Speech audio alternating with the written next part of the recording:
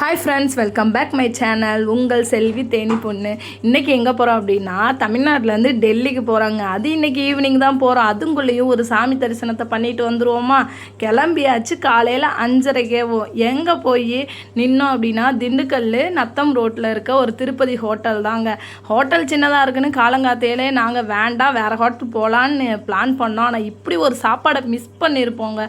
உண்மையிலேயே அம்மா பையன் மட்டும்தான் நடத்துகிறாங்க. அவ்வளோ ஹைஜீனிக்காகவும் பரிமாறுற விதமும் அவ்வளோ சூப்பராக இருந்துச்சு. சாப்பிட்டுட்டு அப்படியே வந்துட்டு நத்தம் மாரியம்மன் கோவிலுக்கு தான் வந்திருக்கோம். இந்த கோவில் பயங்கர விசேஷமான கோயிலாம். திருவிழா அப்போல்லாம் இந்த இடத்துல நிற்க கூட முடியாது, ஏன்னா தீக்குழி இறங்குவாங்க, பயங்கரமாக இருக்கும் அப்படின்னு சொன்னாங்க. இந்த சுற்றுவட்ட திண்டுக்கல்லில் இருக்க சுற்றுவட்ட கிராமம் ஃபுல்லாகவே இங்கே தான் வந்து சாமி தரிசனம் பண்ணுவாங்களாம். இன்றைக்கி தேனி மாவட்டத்தில் இருந்து திண்டுக்கல் மாவட்டம் வந்த காரணம் என்ன அப்படின்னு கேட்டிங்கன்னா, ஏதோ ஒரு இடத்துல நமக்கு தெரியாத விஷயங்களை தெரிஞ்சுக்கிறது தாங்க கடவுள்னு சொல்லுவாங்க. எங்களுக்கு இந்த கோயிலை பற்றி ஒரு துளி கூட தெரியாது. ஆனால் எங்கள் ஃப்ரெண்டு வந்துட்டு இந்த கோயிலேருந்து தீர்த்தம் எடுத்துகிட்டு வந்து தம்பிக்கு வந்துட்டு அம்மை போட்டிருந்தப்ப கொடுத்துருந்தாங்க. அப்போ சொல்லியிருந்தாங்க, இந்த அம்மை இறங்கிருச்சு அப்படின்னா நீங்கள் வந்து இந்த கோயிலுக்கு வரணும் அப்படின்னு சொல்லிட்டு. இதுக்கு நிறையா பேர் சொல்லுவீங்க, அம்மை போடுறது வந்துட்டு நார்மலான ஒரு விஷயம், இதை டாக்டர்கிட்ட தான் கொண்டு போய் காமிக்கணும், நீங்கள் தான் இந்த சாமி வேப்பலான்னு சொல்லிட்டு நிறைய விஷயங்கள் பண்ணுறீங்க அப்படின்னு சொல்லிட்டு பெரியவங்க செஞ்ச சில வழிமுறைகளை நம்ம பின்பற்றப்ப அதுவும் நமக்கு நல்லதாக தான் நடக்கும். நாங்களே இதை போகணும்னு நினச்சிட்டு கடைசியில் ஒரு வருஷமாக தள்ளி போட்டிருந்தோம். அப்போ திடீர்னு தம்பிகளுக்கு உடம்பு சரியில்லாதப்போ அந்த பொண்ணு எங்களுக்கு ஃபோன் பண்ணி, நீ அந்த சாமியை நினச்சிட்டு திருநீர் போட்டு விடு சரியாயிருன்னு சொல்லுவாங்க.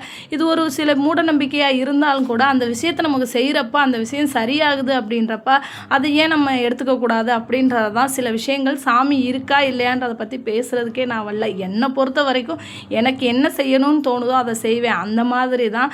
கடவுளை கும்பிடணும்னு தோணுனா கும்பிடலாம், கும்பிட தேவையில்லைன்றதவங்க இருந்துக்கலாம். ஆனால் சாமியை மட்டுமே நம்பிட்டு இருப்பேன் அப்படின்னா அது கிடையாதுங்க. சாமியும் நம்புவோம், பெரியவங்க சொன்ன சில வழிமுறைகளை வந்து நம்ம பின்பற்றுறோம், அவ்வளோதான். ஏன்னா எல்லாரோட விஷயங்களையும் எது நடக்கணும்னு இருக்கோ அதுதான் நடக்கும். எதையும் நம்ம மாற்ற முடியாது. ஆனால் கடவுள் மேலே ஒரு நம்பிக்கை வச்சோம் அப்படின்னா நம்ம நினச்சது உண்மையாகவே நடக்கும். இது நடக்கலை எனக்கு, அதனால நான் சாமி கும்பிட மாட்டேன் அப்படின்னு சில பேர் சொல்லுவாங்க.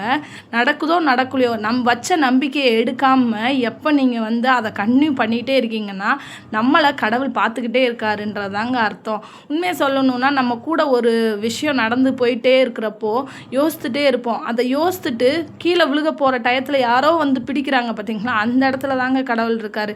பைக்கில் ஸ்டாண்டு போடாமல் போயிட்டுருப்போம், பின்னாடி வரவங்களுக்கு சொல்லணும்னு அவசியம் கிடையாது, ஆனாலும் ஸ்டாண்டை எடுத்து விட்டுட்டு போங்கன்னு சொல்லுவாங்க. அப்படி ஒரு சின்ன விஷயத்தில் கூட நம்மளை காப்பாற்றுறது ஏதோ ஒரு சக்தி தானே. அந்த சக்தி நம்ம கடவுளாக தான் இருக்குன்ற நம்பிக்கையில் தான் வந்தாச்சு. எப்பயுமே அம்மா பின்னாடியே திரியிறது, அம்மா கூடயே எல்லா விஷயத்தையும் இருந்துக்கிட்டு கற்றுக்கிறாமல் இருக்கிறது தப்புன்னு இன்றைக்கி தான் தெரிஞ்சுக்கிட்டேன். ஏன்னா இந்த மாவிளக்கில் விளக்கு கூட எனக்கு வைக்க தெரியலை. எங்கள் அம்மா மாவிளக்கு இடித்து இந்த மாதிரி விளக்கு எடுத்துகிட்டு வந்து தான் வீரபாண்டியில் எங்களுக்கு எல்லாத்துக்கும் வச்சு விடுவாங்க.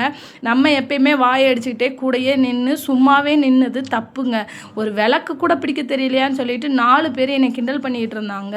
மாரியாத்தாவுக்கு நான் வைக்கிற விளக்கை எப்படினாலும் ஏற்றுக்கிறேன்னு சொல்லிட்டு சமாளித்தேன். இருந்தாலும் கொஞ்சம் அந்த இடத்துல அசிங்கமாக தான் இருந்துச்சு. ஒரு விளக்கு கூட நமக்கு பிடிக்க தெரியலையே, அப்போ இவ்வளோ அளவுக்கு அம்மாங்க கிட்ட நம்ம இருந்தோம் அப்படின்னு தோண ஆரம்பிச்சிருச்சு. இந்த இடத்துல எங்கள் அம்மா வந்திருந்தா அவங்களே பண்ணி கடைசியில் நம்ம வந்து ஈஸியாக நின்றுப்போம். நம்ம அம்மாவான பிறகு இந்த வேலையெல்லாம் செய்யணுன்றதை இன்றைக்கி தான் தெரியுது. என்னைய மாதிரி எத்தனை பேர் இருக்கீங்கன்றதை கமெண்ட்டில் சொல்லுங்கள். விளக்குக்கு பாருங்களேன், இந்த விளக்கை பார்த்து யாரும் சிரிச்சிடாதீங்க. ஆனாலும் என் வீட்டுக்காரர் அதவே கொஞ்சம் சரி பண்ணி கொடுத்ததுனால அந்த எண்ணெயும் திரியும் நின்றுச்சு. இல்லை அப்படின்னா இதை விட ரொம்பவே அசிங்கப்பட்டிருப்பேன். எது போட்டாலும் மாரியாத்தை ஏற்றுக்கிறோம், நீங்கள் என்ன வேணால் சொல்லுங்கன்னு சொல்லிட்டு தம்பிங்க 2 பேத்துக்கு அம்மா போட்டிருந்ததுனால இந்த மாதிரி மாவிளக்கு எடுத்தோம் அப்படின்னா நல்லது அப்படின்னு சொன்னதுனால இன்றைக்கி அந்த மாதிரி நாங்கள் 4 பேருக்குமே பண்ணோம். எங்கள் 2 பேருக்கும் தம்பிங்க 2 பேத்துக்கு பண்ணிவிட்டு சாமியை நல்லபடியாக தரிசனம் பண்ணோம். சாமியை ஃபோட்டோவோ வீடியோவோ எடுக்கக்கூடாது அப்படின்னு சொல்லிட்டாங்க.